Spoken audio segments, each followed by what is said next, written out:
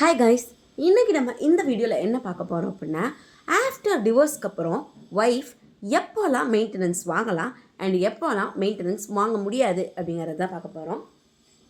அதுக்கு முன்னாடி இந்த மாதிரி யூஸ்ஃபுல்லான இன்ஃபர்மேஷன்ஸ் பற்றி தெரிஞ்சுக்கணும்னு நீங்கள் நினைக்கிறீங்க அப்படின்னா நம்ம சேனலை நீங்கள் இன்னும் ஃபாலோ பண்ணலை அப்படின்னா மறக்காமல் ஃபாலோ பண்ணிக்கோங்க.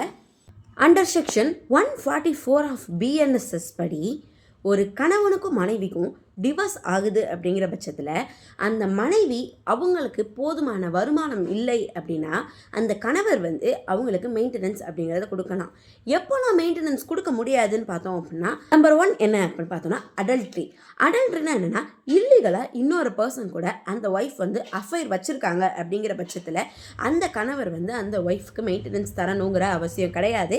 அண்ட் இதில் முக்கியமான விஷயம் என்ன அப்படின்னா, அவங்க இல்லீகல் அஃபேர் வச்சுருக்காங்க அப்படிங்கிறத கோர்ட்டில் ஹஸ்பண்ட் ப்ரூவ் பண்ணுற வரைக்கும் மெயின்டெனன்ஸ் அப்படிங்கிறத ப்ரொவைட் பண்ணணும். அது மட்டும் இல்லாமல் அவங்களுக்கு இல்லீகலாக ஒரு அஃபேர் அந்த ஒய்ஃப் வச்சுருந்தாலுமே அவங்களுக்கும் அந்த கணவருக்கும் பிறந்த குழந்தைகள் இருந்தாங்க அப்படின்னா அந்த குழந்தைங்களுக்கு மெயின்டெனன்ஸ் அப்படிங்கிறத இந்த கணவர் ப்ரொவைட் பண்ணி தான் ஆகணும்.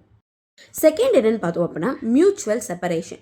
மியூச்சுவல் செப்பரேஷன் அப்படின்னா என்னென்னா, அந்த ஹஸ்பண்ட் அண்ட் ஒய்ஃப் அவங்க ரெண்டு பேருமே மியூச்சுவலாக அக்செப்ட் பண்ணி நாங்கள் டிவோர்ஸ் வாங்கிக்கிறோம்னு சொல்லி கோர்ட்டுக்கு வர்றது தான் மியூச்சுவல் செப்பரேஷன்.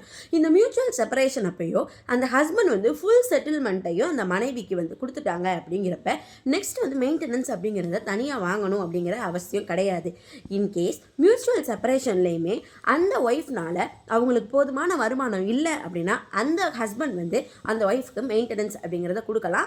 அந்த மெயின்டெனன்ஸ் கேட்கறதுக்கு ஒய்ஃப்க்கு இங்கே எல்லா ரைட்ஸும் இருக்குது. அண்ட் தேர்ட் என்ன அப்படின்னு பார்த்தீங்க அப்படின்னா, அந்த ஒய்ஃப் அந்த ஹஸ்பண்ட் கூட வாழ மாட்டேன் அப்படின்னு சொல்கிறதுக்கு எந்த ஒரு வேலிட் ரீசனும் இல்லை.